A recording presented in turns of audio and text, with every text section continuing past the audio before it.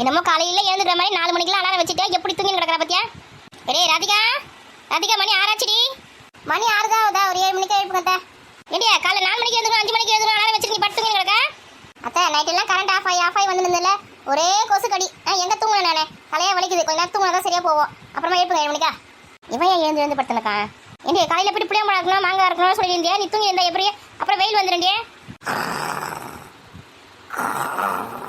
ஏமா கோட்டை சத்தம் பார்த்தியா? காலையில் 6 மணிக்கு இதெல்லாம் குடும்பம் நடத்துகிற பொண்ணு பண்ணுற வேலையே இதெல்லாம். காலையிலே இவகிட்ட கத்தி கத்தி லோ பிபியே வந்துச்சு. எழுந்துக்கலாம் போட்டோம் நமக்கு என்ன வந்து. அப்புறம் எழுப்புலன்னு சொல்லட்டான். அத்தை அந்த கதவை கொஞ்சம் மூடிட்டு போங்க, சுரியல்னு வெயில் அடிக்குது. ஏமா நீ ஏமா கத்தினே இருக்கா? அவ இப்போ எழுந்துக்க மாட்டாமா, அவளை பற்றி நமக்கு தெரியாதா? ஏண்டா காலையில் போயிட்டு புளியம்பழம் உழுக்கணும், மாங்காய் இருக்கணும்னு வேலை சொல்லி இருந்தாடா. வெயில் வந்துச்சுன்னா விலைக்கே ஆகாது. நான் எழுப்போல கொஞ்ச நேரம் தூங்கட்டுமா, 7 மணிக்கா எழுப்பிக்கலாம். காலைல 4 மணிக்கெல்லாம் எழுந்துக்கமே, 4 மணிக்கு அலாரம் வச்சு வச்சுக்கிறா. 4 மணிக்கு ஒரு வாட்டி, 5 மணிக்கு ஒரு வாட்டி தூங்க முடிஞ்சுதாடா. நைட் எல்லாம் கரண்ட் ஆஃப் ஆகி போயிட்டு ஒரே கொசு கடி தூங்கல. இல்லை வேறு காலையில இருந்து 4 மணிலேருந்து அலாரம் அடிச்சுங்க எழுந்து உட்காந்துருக்கேன் நான். ஏன் அப்படி பண்ணுறீங்க? 7 மணிக்கு தான் எழுந்துக்கு தந்தா கம்முனு 7 மணிக்கு எழுந்து கண்டித்தானே. உள்ள யார் அலாரம் வைக்க சொல்லுது? சரி இவ காப்பி போட்டியா இல்லையா?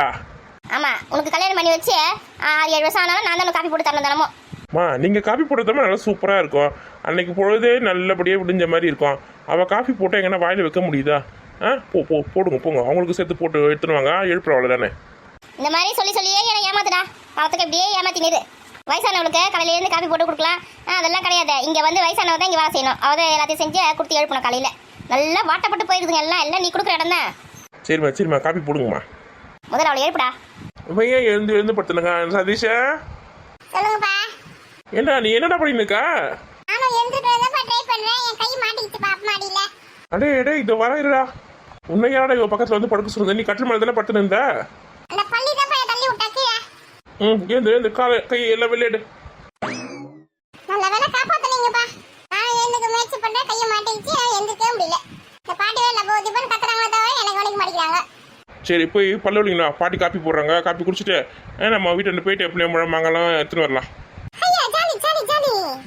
போ. இப்ப நைட்டே உங்ககிட்ட கேட்கணும்னு நினைச்சேன். நான் வந்து என்ன சொல்லு. இப்ப அண்ணாச்சி கடைக்கு ஒரு 30 ரூபா தரணும்ப்பா.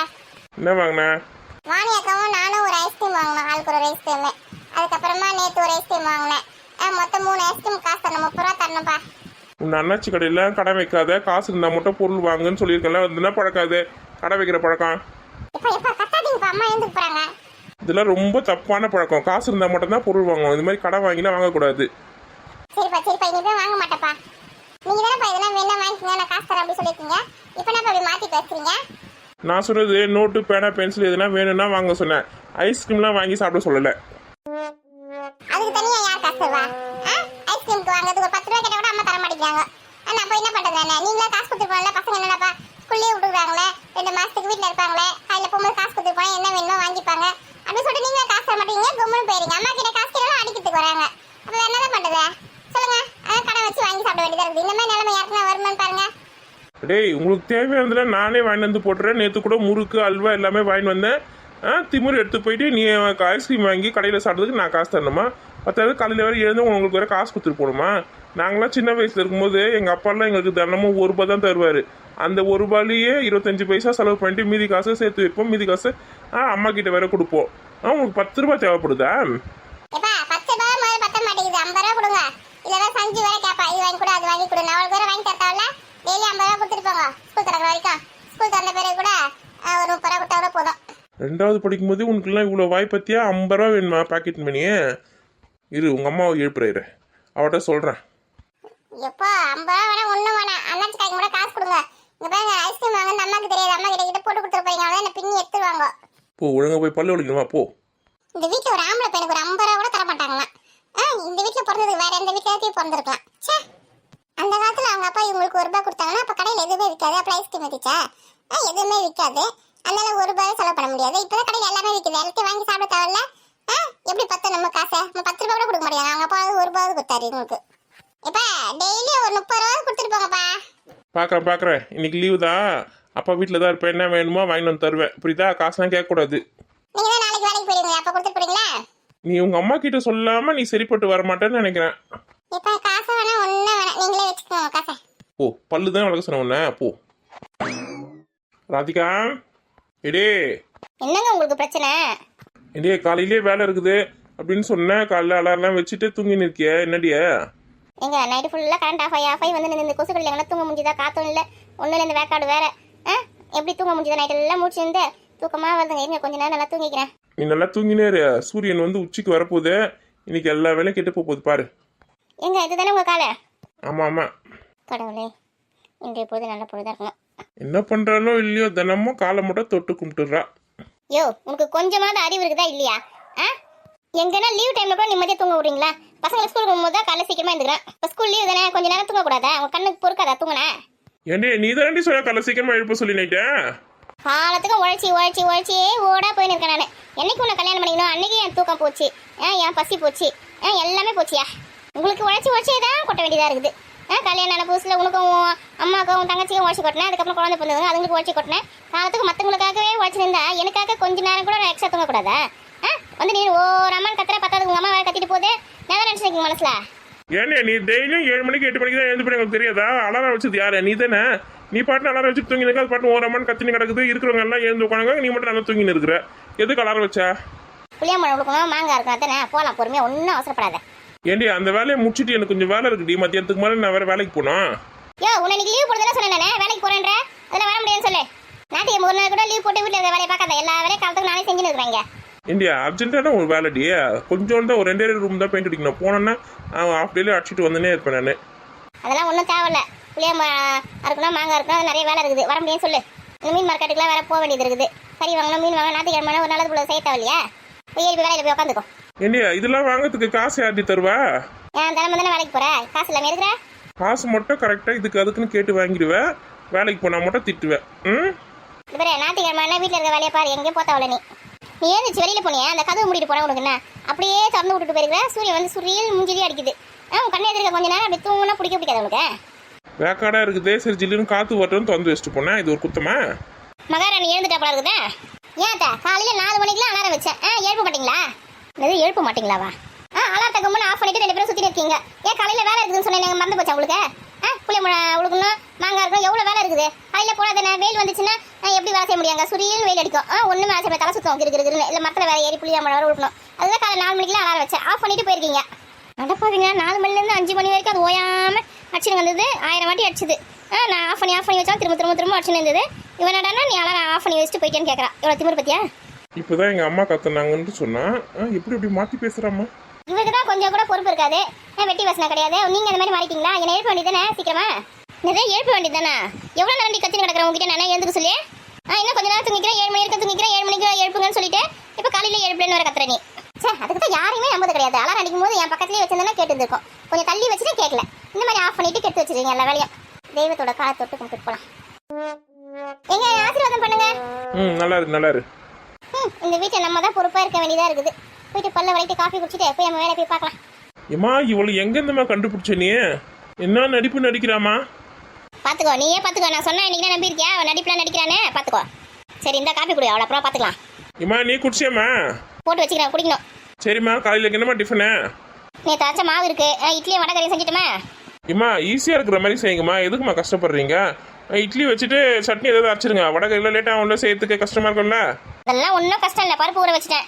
இட்லி ஊற்றிட்டு வடகரை செஞ்சிடறேன். சாப்பிட்டு கிளம்புங்க. நானும் வரேன். வந்து மதியத்துக்கு சமையல் செஞ்சுக்கலாம். அம்மா நீங்கள் எதுக்குமா வரீங்க? நீங்கள் வீட்டில் ரெஸ்ட் எடுங்கம்மா. அங்கே வந்துலாம் வேலைலாம் செய்ய தேவையில்ல. குஞ்சு எழுந்துன்னு வச்சுக்கேன். அப்புறம் இடுப்பு வலிக்குது, கை வலிக்குது, கால் வலிக்குது, நீங்கள் தான் அவஸ்தைப்படுவீங்க. எங்கள் அம்முன்னு சஞ்சு பார்த்துன்னு வீட்டிலே இருங்க. ஏன்னா கூட மாட வந்து வேலை செஞ்சோன்னா டக்குன்னு வேலை முடிச்சிடும். அவன் மட்டும் போனோன்னா எப்படி அது? அவ்வளோ சதீஷம் மட்டும் போனாங்கன்னா ரொம்ப நேரம் லேட் ஆகும். நானும் செஞ்சும் வரேன். இந்த மாங்காலாம் பொறிக்க போகிறது, புளியம்பழம் பொறிக்க போகிறதுன்னு டக்குன்னு முடிச்சுட்டு வந்துனே இருக்கலாம். மதியத்துக்கு சமைக்கணும்ல. நீ வேறு மீன் மார்க்கெட் போய் மீனில் கொஞ்சம் வாங்கி கூட மீன் குழம்பு வச்சுட்டு மீன்லாம் வறுக்கலாம். ஏம்மா நேற்று தான் மீன் குழம்பு, மீன் வறுவல், சிக்கன்லாம் செஞ்சீங்க.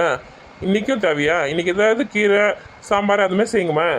வாயில் வசம் எடுத்து தைச்சிருவேண்டா. ஞாயிற்றுக்கிழமை அதுவும் கீரை சாம்பார்னு வாந்தி வர மாதிரி இதை கேட்கும் போது ஞாயிற்றுக்கிழமை ஒரு நான்வெஜ் சாப்பிட்டா தானே திருப்தியாக இருக்கும். ஞாயிற்றுக்கிழமை திருப்தியா ஒரு நாட்டுக்கோழி, ஒரு ஆட்டுக்கறி அந்த மாதிரி எதனா வாங்கி வா. மீன் வேணா அடுத்த வர வாங்கிக்கலாம். ஆனால் ராதிகா கூட சேர்ந்து நீங்கள் ரொம்ப கெட்டு போயிருக்கீங்கம்மா. அவள் தான் இந்த மாதிரிலாம் பேசினிருப்பா. இப்போ நீங்கள் பேச ஆரம்பிச்சிருக்கீங்க.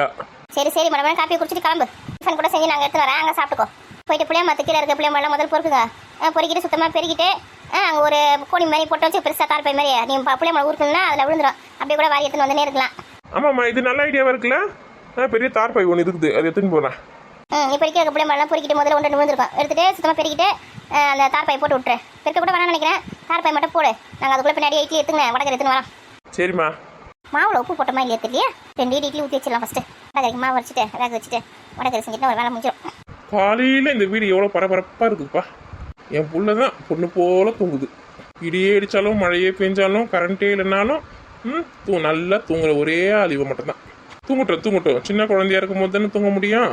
நம்மள மாதிரி பெரிய ஆளை வளர்ந்த பிறகு எங்கேருந்து தூக்கம் கிடைக்கும்?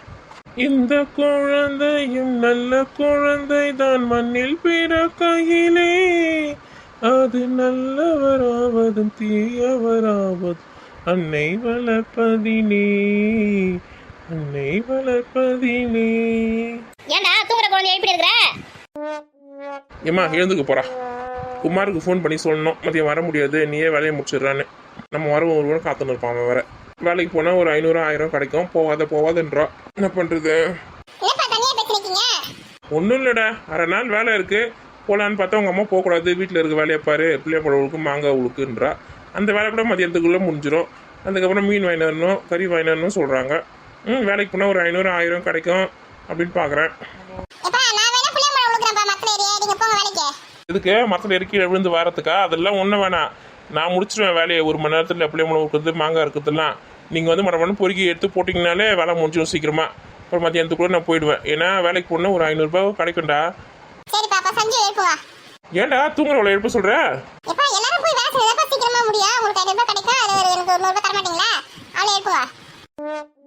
ஓ, உனக்கு 100 ரூபாய் வேணுமா? அம்மாவை கூப்பிடுவா.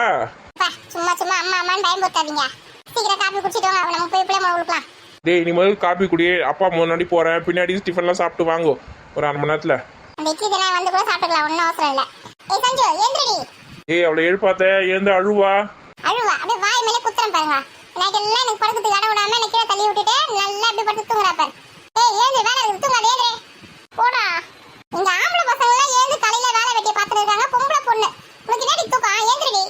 ஏய் பாப்பா, வாடி பொடிலாம் சொல்லாத, அடி வாங்குவ.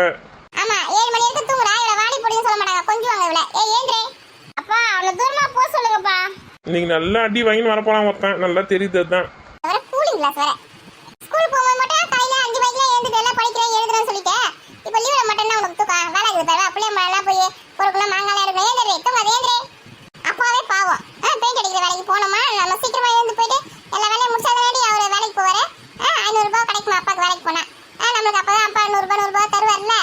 ஆமாப்பா, வேலைக்கு போயிட்டு வர காசு உங்க 2 பேருக்கும் கொடுத்துட்றேன்.